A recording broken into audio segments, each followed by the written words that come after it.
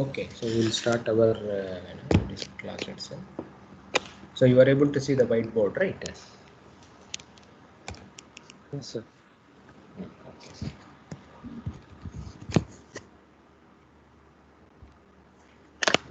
Yes. So now anyway, so in the last class, we have started say the stability say of the beam columns we have already finished.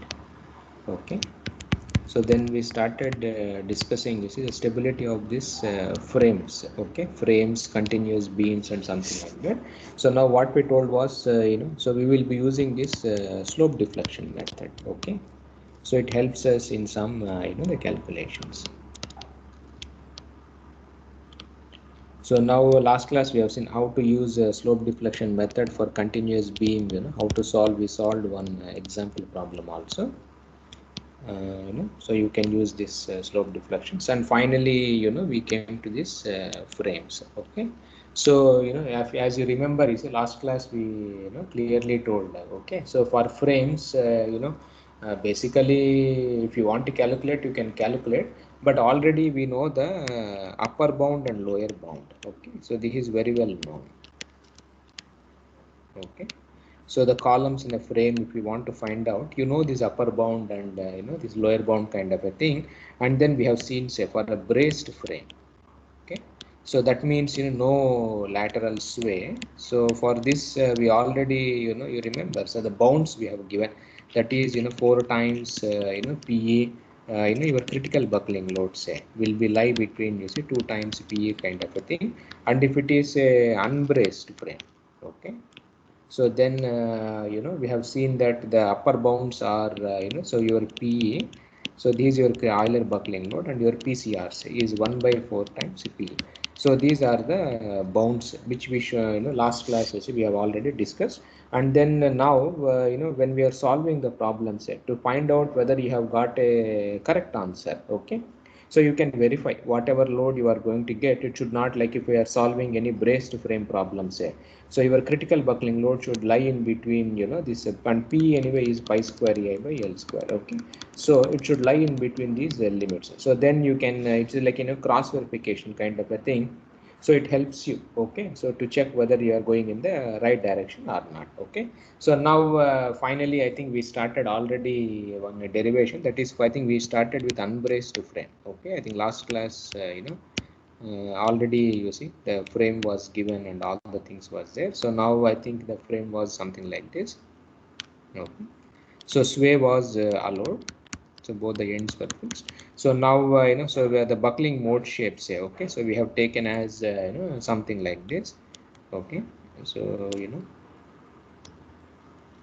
so this was our buckling mode shape. So now you see, so this is A, this is B, then we had C, then we had D. So now the load, everything was symmetric. So PP, kind of a thing we have, okay. So now we were trying to write this equation of equilibrium. So last class, I have written all the, you followed, right, the equations and other things we have written. So finally our equation was this y double dash, say, okay, plus K1 square y was MAB by EI1, okay. So this I1 is also we told. So this is for the column, okay. So EI1 here. So this is also EI1 here, and the beam, say, it is EI2 times kind of a thing. And then you see this, so this is L2, okay, and this is your L1 for the column. And of course this deflection, if you see, say, that because it is like a cantilever kind of thing, so this if you denote by delta, so it is something like this, okay. So already you see we wrote in our last class, okay. So this is for the column AB, okay. So this is our equation of the equilibrium. And I think we already wrote in the last class, so y is a sine k1x plus so b cos k1x plus you see, so MAB by T. So all of these things how to solve actually, okay. So you already ODE we have discussed. So now to find out this constants, the boundary conditions we use. So at x is equal to 0, that is at the fixed end, okay. So we have x is equal to 0, which means your B is equal to MAB by P, and of course there is a negative sign is here. Then other boundary condition, at because it's a fixed end, say at x is equal to 0, your y dash is also equal to 0. So which means your A is equal to 0, and finally say the deflection of your column. So we can write as MAB by P into 1 minus cos K1 times X. So this is our deflection profile for the column. Okay. So now but here we are interested in finding the buckling load. So now if you take the horizontal displacements at the top, okay. So the horizontal displacement at the top of the column, okay, that means at x is equal to L1, that is at the top of this column. If you see, so this deflection, say if I denote this as a delta, of course same we are assuming here. So this, if you can write as so at x is equal to L1, so your y is equal to delta kind of a thing. So which means your delta, say, is equal to, you can also write this as MAB by P 1 minus cos K1 times L1. Okay, so this is a deflection. So now we already know that, you see, the from the equilibrium, say. So now if you sum the movements, okay, so if you sum all the movements at A, okay, so of the member B, all the movements of member B, C at A, okay, so that is at the fixed end actually. So here if you try to write this end, say, that is at the end A, so you have the movements. I think last class I have already drawn the the free body diagram we have seen here. So you have P, then you have MAB kind of a thing, and above you have this MBA kind of a thing, and P times delta, all these things are there. So if you try to write the equilibrium, say, okay, so you can also write this expression as so P delta minus your MAB minus MBA. Okay, so this is equal to, you see, 0 kind of a thing. So you have one more, so which means you can write P in terms of the movements itself. Okay, so if we substitute this in this expression, say, okay, so this quantity 4 point, this expression, if you try to substitute in the deflection, so you can write this expression as so MAB cos K1 L1 plus your MBA is equal to 0. So substitute this in this expression. Okay, so you can also write like this. Now to find out our buckling load, say, we use this the compatibility of the slopes. Okay, at B, that is, you calculate from this method and this way from this thing. So so for this we write our slope deflection equations. Okay, so now we write this slope deflection equations for BC, that is a beam BC. Okay, now what is the slope deflection equations for this beam BC, say? So that is this portion. Okay, and now here which slope deflection equation you will use? You remember, so last class we have derived slope equations which you have derived in your undergraduate. Okay, so what we told was those equations are not valid because you will have axial load, and we have derived the new slope deflection equations also. Now in this problem for BC, say, which slope deflection equation you are going to use actually? One with axial load or without axial load? Please tell me which one you will use for BC, the beam, not for the column. Now, Without axial load. there is, because on the beam BC there is no. No. See, for the beam BC, this beam BC, say, there is no axial load actually. Okay, the axial load is acting only on the column. Suppose if you are trying to find out, see, buckling, say, okay, see, like you are having a frame like this, say, okay, which is subjected to this also, and it is also subjected to lateral load actually. Okay, so then let us say A, B, C, D, you have like this.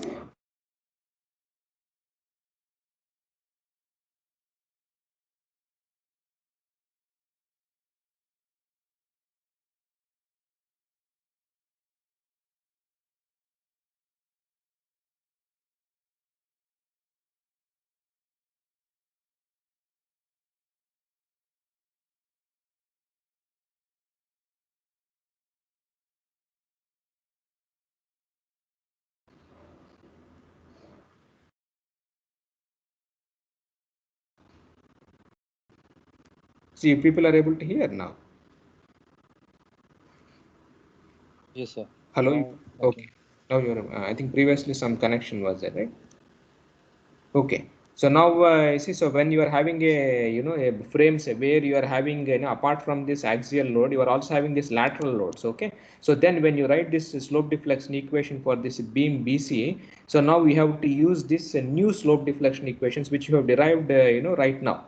But for this problem say, so there is no lateral force which is applied on the beam BC, so you can use your old the slope deflection equations which you have done in your UG itself. Okay, so now if you write say, so your MBC, okay, so we can write this expression, so 2e I2 by L2 kind of a thing, and then it's a 2 times theta B plus theta C. So given the slopes at B and C are theta B and theta C, so you can also write like this. Okay, now because of the symmetry of the problem say, so okay, so here so theta B is anyway this angle. Okay, so this is your theta B here, and now you are having your theta C say. Okay, so this is this angle which you have here. So because of symmetry you can assume theta B is equal to theta C kind of a thing. So now so which means your MBC, so this becomes 6EI2 actually. Okay, by L2 is equal to theta B, so which means your theta B say is nothing but MBC, okay, into L2 by 6EI2. So this is your theta B actual. Okay, so now find out, so this theta B has come from your slope deflection equation which you have written for the beam BC. Now this theta B say it should be more or less same as what you will get from your column side also. Okay, so for column side already we have derived our expression, y is equal to this expression. So you differentiate this expression, you will get the slope, and you substitute x is equal to L1. So you will get the slope at the top of the column itself.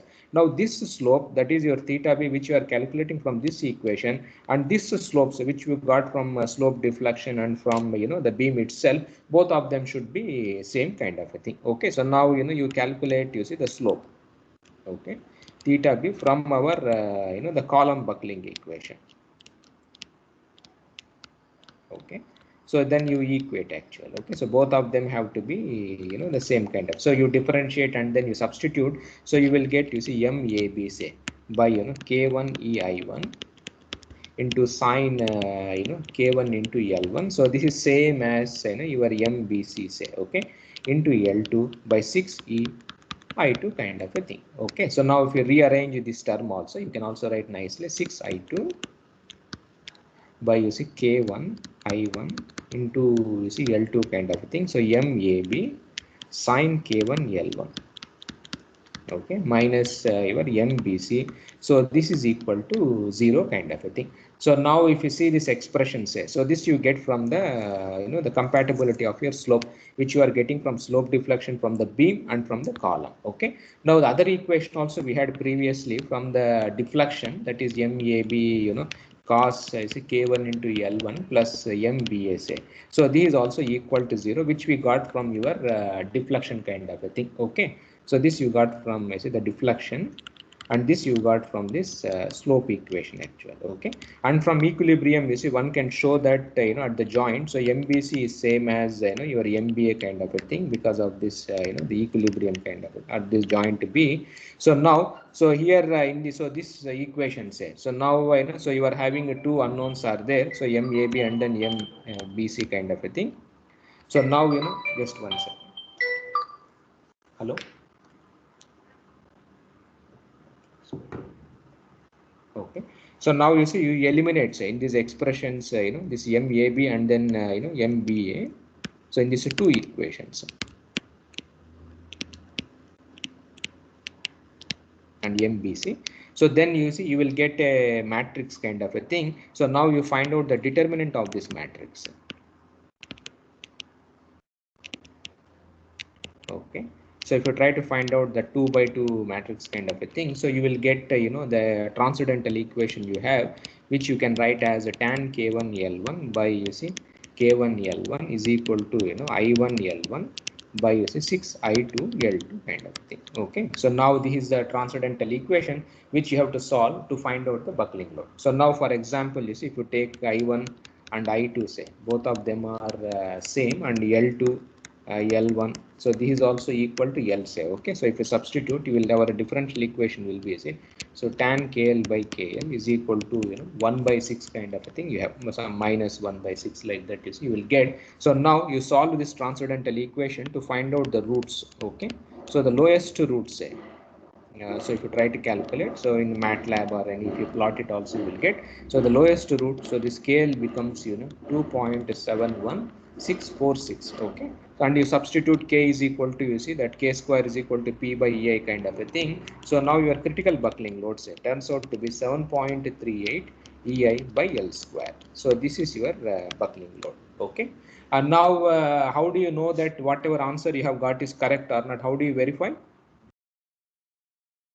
Now, how do you verify?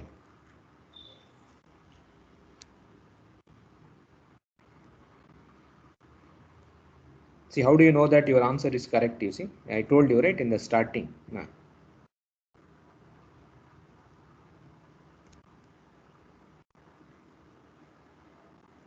hello, you people are there, right?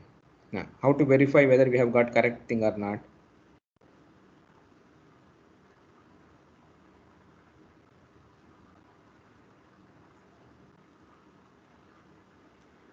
Hello, you people are there?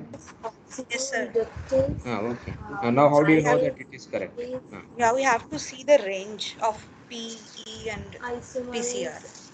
Yes. So now your thing is 7.3. Now for an unbraced frame, say what is the upper bound? Upper bound is pi square ei by l square, that is 9.87 ei by l square. This is upper bound, and the lower bound was like a cantilever actually. Okay, so that is 9.87 ei say by 4l this square itself. Okay, so now you can see your 7.38, it lies in between these two, so which means obvious, right? So you are your answer is more or less correct kind of a thing. So this is you can check actually.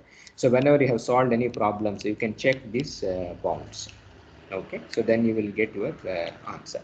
So this is how we can calculate, you followed right, the buckling load by using the slope deflection and from your equilibrium approach. Okay, so now let us see, this is a unbraced frame we have done. Now let us see a braced frame. Okay, a more generalized kind of a thing. Let us see.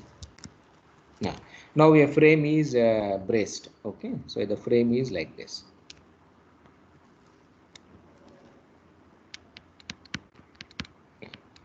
So this is our braced frame. So you have A, then B, then C, and then D actual. Okay, so now it is braced. So which means no sway. You followed in the frames itself. Now how do you solve this problem? How it is going to buckle first of all? See what type of shapes it is going to happen. And of course, we already know the bounds for this problem. Okay, so previously we have already seen, and now how it is going to buckle. So this frame. And of course, if I put the load as you see PP, same thing actually. Okay, and now how it is going to buckle?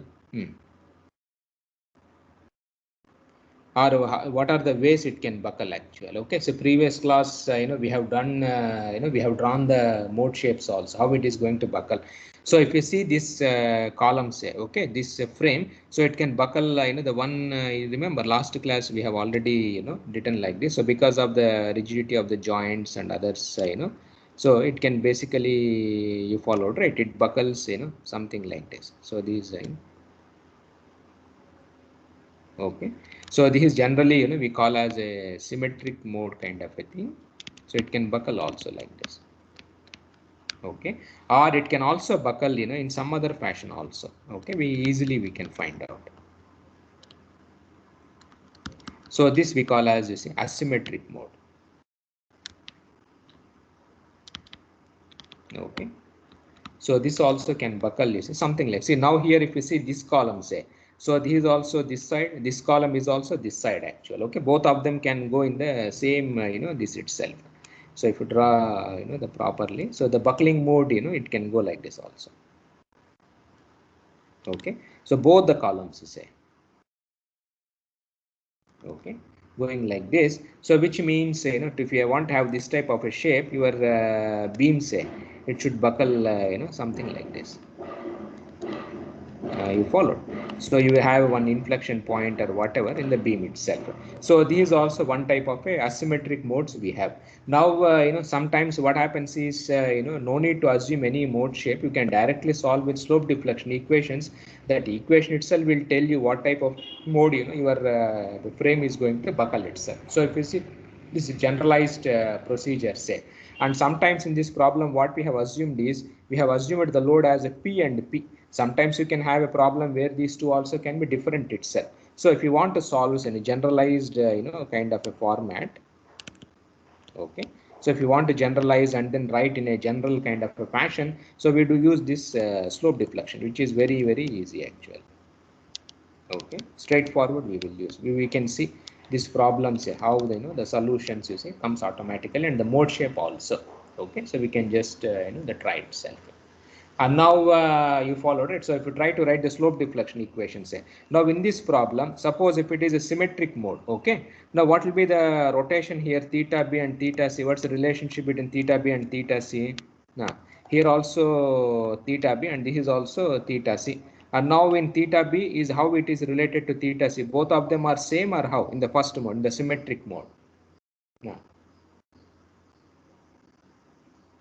so now here theta b, theta c, what's the relationship here in the symmetric mode? Now in the asymmetric mode, so what's the relationship between theta b and theta c? Now, because of symmetry of the problem, what will be this these two relation between this one? In symmetric mode, both are equal. In the symmetric mode, theta b will be same as Theta c. no, but be careful with the sign, whether theta b will be same as theta c, or theta b will be minus theta c kind of a thing. See now in this mode, so symmetric mode, see now the rotation you followed, right? This angle, please see here, this is your theta b. Now in this case, your theta c is like this. Both of them will be same only. So in this case, you see you followed, right? So theta b will be, you see, minus theta c you have. Now in this mode, say, okay, so here also it is symmetry itself. So your theta b, this also will be same as theta b is equal to theta c itself, but here it will be, you followed, right, theta c itself. Okay, this is the only difference between the symmetric and asymmetric mode. Okay, so now if you try to write the slope deflection equations, anyway theta b will be same as theta c, and you can write for half of the part or something like that. But if you want to have a generalized case, let us take a case where your theta b and theta c, both of them we treat them as independent variables. Okay, so if we treat them as unknown independent variables, okay, so if we treat them as unknown independent variables, and then we write our slope deflection equations. Okay, so now at the joint you see the c. So let us write our slope deflection equations. Now at joint C, say, so you have two equations will come. So now you write one slope deflection equation for CB, and then you write one slope deflection equation for CD. So two moments are there. And now what will be your MCD? So our MCD. So now what will be this equation here, MCD? What will be the slope deflection equation for this portion, the CD portion? Now at theta d, say, so rotation at theta d is 0 because the ends are fixed. Theta a is also equal to 0, and then there is no delta a. In previous class we remember a delta d minus a delta c by L kind of a thing. So that is also not there actually. Okay, so if you write your slope deflection equation, so this becomes your S1 into some this one multiplied by say theta c kind of a thing. Okay, now what is the expression for S1? What will be the value for S1? See, last class we have already written what is S1, and here there is axial load also comes into picture, say. So now you remember, so we wrote your S1 as you see that slope deflection, so 1 minus beta cot times beta kind of a thing by 2 tan beta by 2 by beta minus 1. So this is your slope deflection equation. Okay, so which comes from the axial load kind of a thing. Now we have to write for the other one. So now when you write for other one, so that is MCB. Okay, so this is your beam portion, that is your BC. So now for BC, say, now what is happening here? There are no axial loads, there are no axial force in this beam BC. So automatically you can use the slope deflection equations which you have written in your UG itself. No need to write in terms of this expression. So MCB, say. So now you are having, so we can write this as S1 K hat, this 2. So this is for the beam, okay. So theta C plus S2 into K hat. So this 2 for this beam. So now this stands for the column and this stands for the beam actually. Okay, so we can write, you know, in this format, MCB. So now, so now you see, so you can write similarly for joint B also. Okay. So now in similarly, so your joint, you see the B itself, so MBA. So this is also equal to your S1 K bar 1 into, you see, theta B kind of a thing, and your M, you know, BC. So this also will be same as the previous case. So this one will be S1 into, you see, K hat, you followed it, 1, you know, for the beam itself, the 2, okay. Now, so 2 times you followed, right? So theta B kind of a thing, plus you followed it S2 into, you see, K hat for 2 into theta C. So these are our slope deflection equations, you see, for joint C at joint B. Only difference is, please. There is no axial load in the beam, so why are we considering these equations? Which one? There is no axial load in the beam, right? Yes, yes. So now your S1 and S2, because there is no axial load, so what will be the value of S1 and S2? Now, what is the value of S1 and S2? Same as the ordinary difference. Your UG. So in your UG, what you have studied, S1 and last class we derived it. S1 is equal to some 4 and S2 is equal to, you remember, 2 kind of a thing. So this both of them are different. I think I should change the notation. That's why you say I put 1. So this S1 is of 1. Okay, so this is different and these are different actually. Okay, that's why you see the notation is slightly different. That's why you have put as a 2 in the brackets. Okay, so these are different and you know, these S1s, they are entirely different from each other. Okay, so let us write the expression. So now these are the joint B. Now if you write this equilibrium, say at the joint B, okay, so at joint B and of course at joint C itself, that is your sigma MB has to be 0. So which means your MBA plus your MBC. So this has to be equal to 0 actually. Okay. So if you substitute, so you can write as S1 K hat. So this 1 plus, okay. So S1 K bar, this is for the beam portion multiplied by theta B plus S2 K hat 2 times theta C is equal to 0. Now similarly, so the equilibrium at joint C. Okay. So this sigma MC is equal to 0. So you substitute that MCD, then you know, MCB, this also is equal to 0. If you substitute, say, so you will get you know, one more equation here. So that is, you know, S1 K hat K bar, this is 1 plus S1 K hat, this is for the beam portion, multiplied by, you see, your theta C plus S2 K hat for 2 for theta B. So this is equal to 0 actually. Now as already, you know, we discussed, right? So now because for the beam there is no axial load, so you can write this expression as you know, 2 theta B, say. Okay, so this is nothing but a 2 and this is your 4, the equation. So this becomes S1 plus 4 into theta C is equal to 0. Now similarly the other one, say, so you have for this one, so S1 plus you know, 4 times theta B plus you know, your 2 times theta C is equal to 0. So these are the two equations, one for joint B and one for, you see, the joint C. So now you solve these two equations. Okay, so if you write this in a matrix format, 2 then 2 then S1 plus 4. Okay, so this is your determinant or whatever. So you can write this as, you know, a theta B, theta C kind of a thing. So this has to be equated to 0, 0 kind of a thing. Okay, so now for non-trivial solutions, so the determinant of this matrix has to be equal to 0. So which means, you know, your S1 plus 4 whole square minus 4 is equal to 0. So which means your S1, say, is minus 2 or minus 6. So two roots you will get actually for this problem. Now what is S1? So S1 has already we told you, right? S1 is basically this expression. Okay. Oh, sorry. See, now your S1 is you know, this expression. That is, you know, we write in terms of, you see, cot beta. This is 2 tan you know, the beta by 2. So this is your S1. Okay.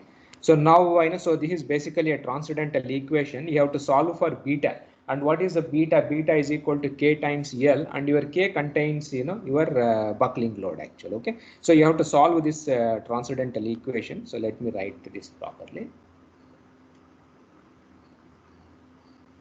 Now, so if you want to write it properly, so this is 1 minus you followed it beta into cot beta by using 2 tan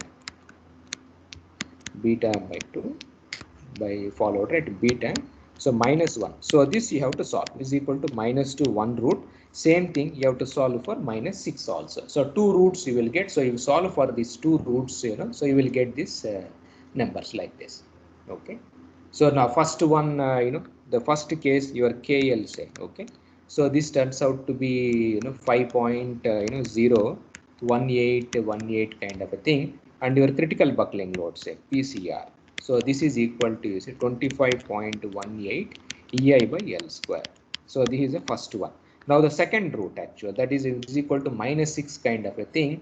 So this turns out to be KL is equal to 5.52718, and then your critical buckling load say. So this turns out to be 30.55 EI by L square.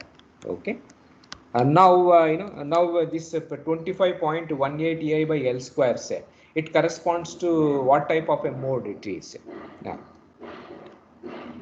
so you are getting 2 roots here, not essentially 2 roots. You are having like a 2 separate things kind of a thing you have. So the first one also is a transcendental equation. It has infinite roots, but you have a difference between this mode and this mode. What does the first one indicates? This minus 2, and what does minus 6 indicates? What are the what is the how they are related to the mode shapes? Now, what are the relationship between followed it this and this is say. Okay, so physically what does it tells you now?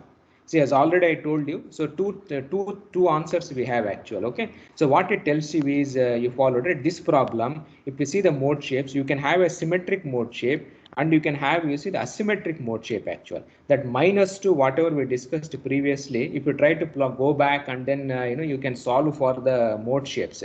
So you know, right, how to find out the eigenvector. See, once you know this roots S1 is equal to minus 2, you can substitute in this equation. Okay, and then you can calculate, so what happens when you substitute S1 is equal to minus 2 here?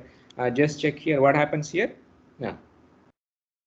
See, minus 2 plus 4 you followed, right? You will have 2, then 2, then you followed it. This you have. So what does it tells you? Now, so you will have a matrix you followed it. S1 is equal to minus 2 say. See what happens. So this becomes 2 2 kind of a thing, 2 2. Okay, and then you have, you see, theta b, theta c kind of a thing. Now for the second one, so minus 6, the plus 4. So what happens? Minus 6 plus 4. So minus 2 2 2, and then you see 2 kind of a thing. Okay. Now what does it tells you? So look, see at the matrix and tell me what will be the eigenvector here. Now, in the first case, what will be the eigenvector?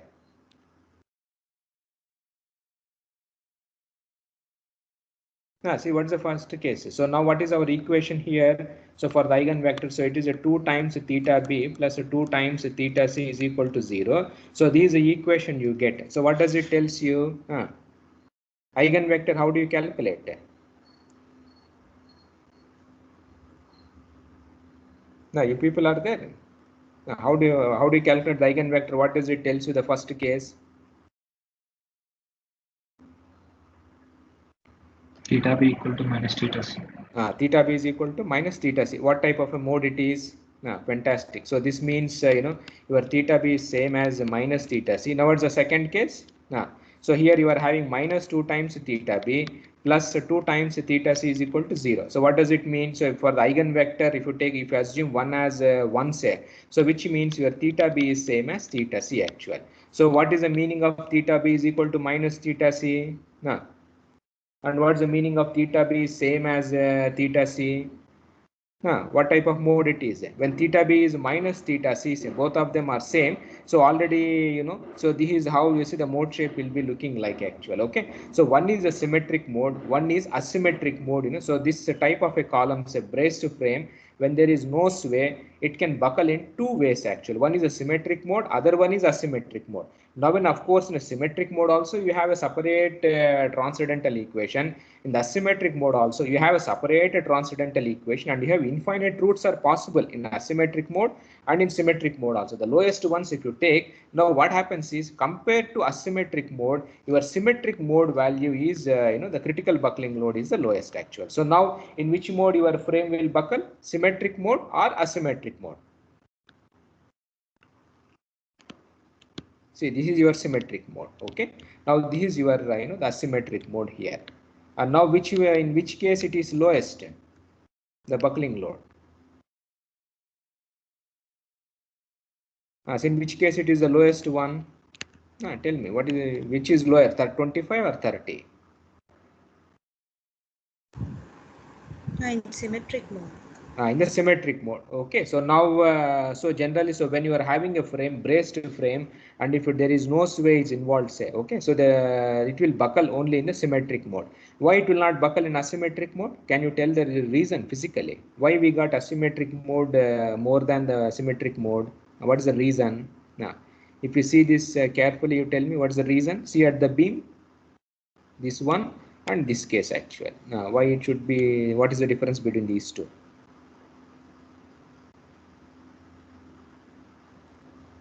Now just think and tell me what's the difference between these two, how the beam is buckling here or how the beam is bending here.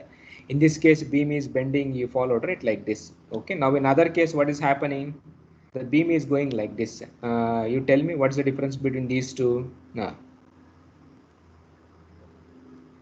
so if you look at the beam buckling also, buckling shape itself, so this is something like your first mode shape actually, and this is your second mode shape.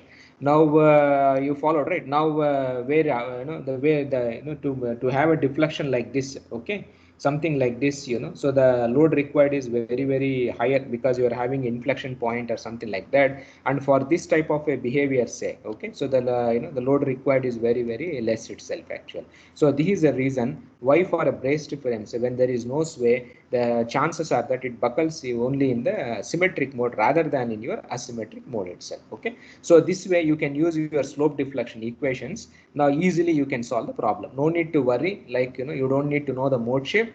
Automatically when you solve the equations, the final answer itself will tell you what mode shape your frames are going to buckle itself. So now you can try this problem. Right now we have done a simple thing. Okay, so now this is a generalized approach. The slope deflection is there. You can try for variety problems. So like for example, you have a frame like this, say, okay, so you have an axial load, you have an axial, let us say this is a P, this is a 2 times P actually. Okay, now and of course you are also having a this type of a load and the frame is braced. Okay, so now how do you solve this type of a problem? So same slope deflection equation can be used, and you write the slope deflection equations for joint B, then joint C, and then you write the equilibrium at joint B, then equilibrium at joint C, and then you solve the problem. Suppose if there is no lateral load, say, so now that the incorporation of lateral load is only to write the slope deflection equation for this frame BC. So if there is a lateral load, then you have to use this new slope deflection. If there is no lateral load, say,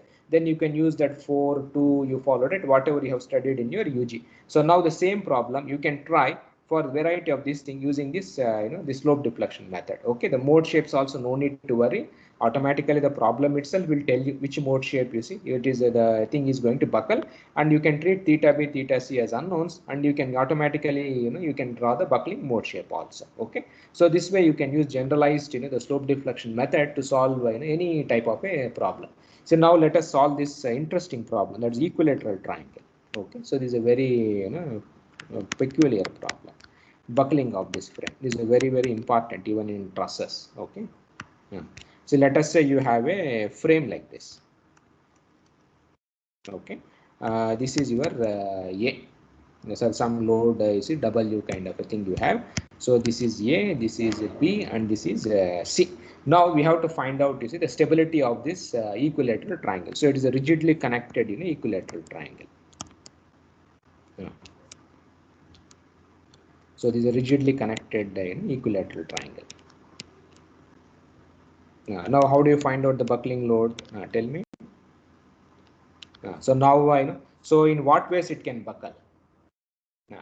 It can buckle in, you followed, there are here also you can have a symmetric, you can have asymmetric itself actually. Okay, so it depends on say like for example, you can draw the buckling mode shapes. Okay, the symmetric mode, how it will look like for this frame. So this is your beam is BC, so this is your AC. So now your symmetric mode, if it has to buckle, say, so this is your beam BC. So now here, because of the rigidity, so it should go like this actually.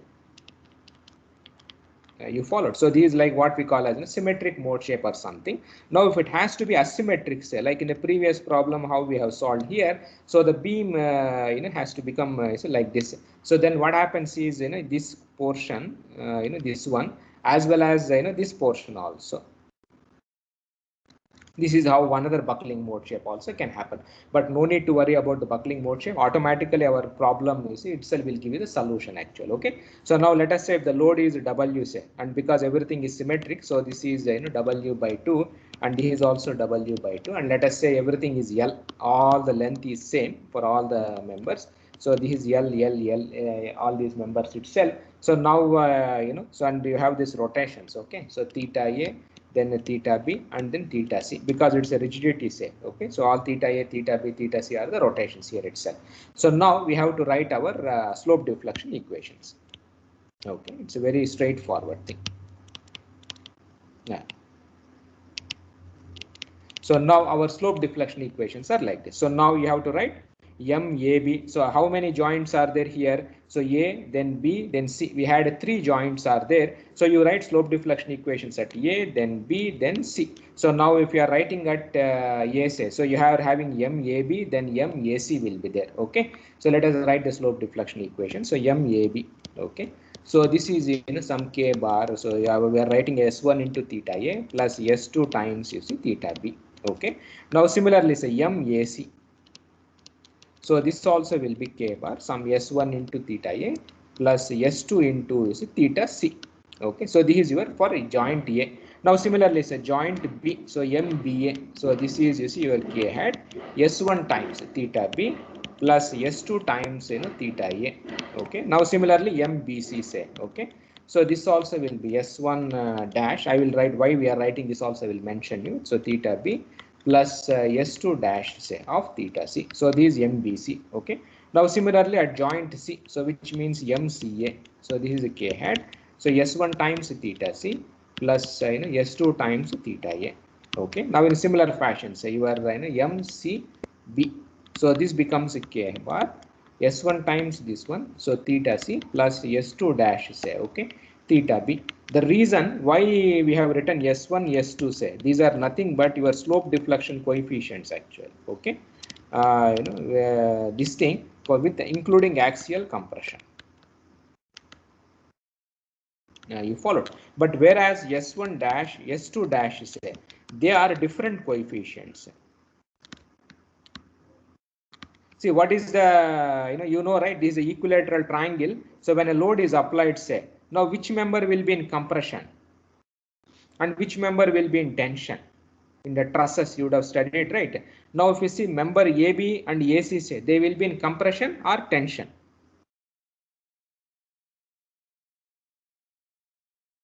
Tell me which one will be the in your members AB, then AC, then BC, say, which one will be in compression, which one will be in tension? You would have studied in your UG for the truss analysis. Which one will be in tension? All will be in this one.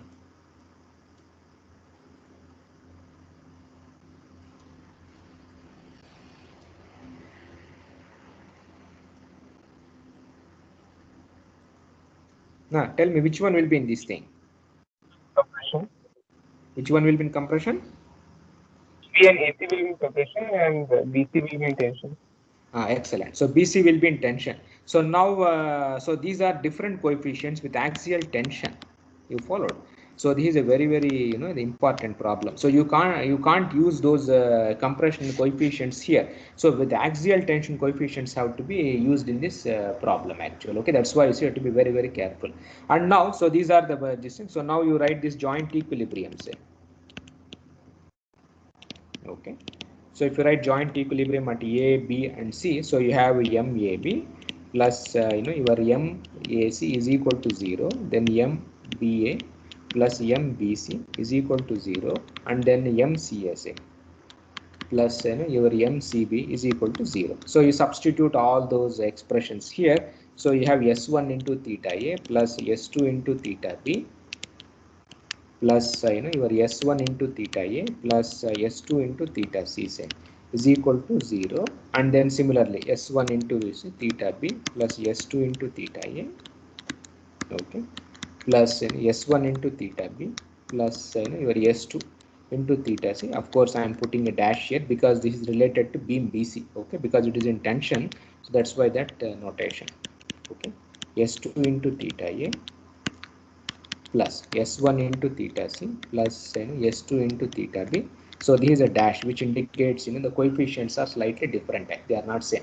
So now you rearrange all these expressions, so you can write in a nice matrix kind of a format: 2 times S1, S2, S2, then S2, then you see S1 plus S1 dash, and then this is S2 dash, and this is your S2 dash, and then this is S1 plus S1 dash, okay, multiplied by theta A, theta B, theta C. So this is equal to 0, 0, 0 actually, okay. So now for non-trivial solutions, so determinant of this matrix has to be 0. You followed. So this is slightly complicated expressions. You have S1 plus S1 dash minus S2 dash multiplied by S1 into S1 dash, S1 plus S1 dash plus S2 dash minus S2 square is equal to 0. So you get two types of modes itself actually. So one is corresponding to this, other one is corresponding to this itself, okay. So now also one buckling mode is S1 plus S1 dash minus S2 dash is equal to 0. Other one is S1 into S1 plus S1 dash plus S2 dash minus S2 square is equal to 0. So two things we get actually. What are these two? What is the physical meaning of these two? Why we are getting two separate? See, before itself we told, right, there are you can have a symmetric mode, you can have asymmetric mode also, okay. That is the meaning of these two expressions, okay. So you can have these two. Of course, you can also find out. So now from the first case, say, so now your S1 and S1 dash, they contain this cot beta, all those terms will be there, and your beta is equal to KL kind of a thing. So you solve this transcendental equations. So KL turns out to be 4.0122 for the first case, and your critical buckling load say is 16.1 EI by L square, okay. Now the second case, if you try to solve here, so you have KL is equal to 5.3217, and your buckling load say is 28.32 EI by L square. You followed, right? So these are the two separate loads itself. And now, so it buckles in which type of a mode shape? It buckles in which mode shape? No.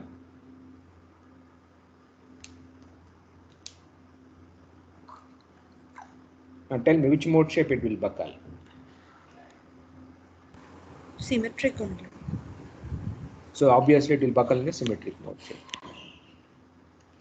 So if you are not confident also, you can, so if you want which is symmetric, which is not symmetric, say, you can substitute and find out the mode shape also. See, like for example, KL is equal to 4 point this one, say.